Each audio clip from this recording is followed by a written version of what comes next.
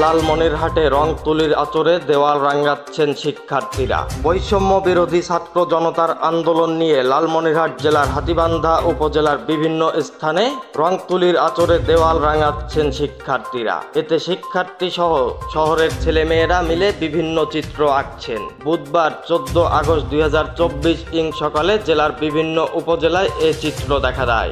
দেওয়ালগুলোর নোংরা পরিষ্কার করে তাতে আঁকা হচ্ছে ছাত্র জনতার আন্দোলনের গৌরবময় নানা চিত্র। এতে প্রায় শতাধিক স্কুল, কলেজ, বিশ্ববিদ্যালয়ের শিক্ষার্থীরা অংশগ্রহণ করেন।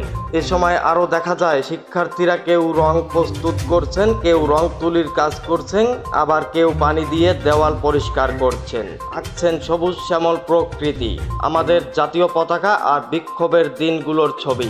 এতে শিক্ষার্থীরা শহীদদের প্রতি সম্মান জানিয়ে আরবি ভাষায় বিভিন্ন দোয়াও লিখছেন। এ বিষয়ে সাংবাদিকদের এক প্রশ্নের জবাবে বেগম রোকেয়া বিশ্ববিদ্যালয় শিক্ষার্থী খাদিজাতুল কোবরা বলেন, কলেজের দেওয়ালে রাজনৈতিক নেতাকর্মীদের পোস্টার ও বিভিন্ন প্রতিষ্ঠানের বিজ্ঞাপনে সৌন্দর্য হারাচ্ছিল। ওইসব পোস্টার ও বিজ্ঞাপন অপসারণ করে ক্যাম্পাসের সৌন্দর্য বাড়াতে লিখনী ও সচেতনামূলক চিত্র আঁকছি। এতে করে কলেজ ক্যাম্পাসের সৌন্দর্য বৃদ্ধি পাবে। তিনি আরও বলেন, আমরা উপজেলার শহরের বিভিন্ন সড়কে ছড়িয়ে ছিটিয়ে পড়ে থাকা ময়লা আবর্জনা পরিষ্কার করতে স্কুল, কলেজ সহ বিশ্ববিদ্যালয়ের শিক্ষার্থীরা ময়লা পরিষ্কার করছে। অন্যদিকে সড়কে দাঁড়িয়ে শৃঙ্খলা ফেরাতে ট্রাফিক পুলিশের দায়িত্ব পালন করছি আমরা। Update Times, online desk, Lalmonirhat.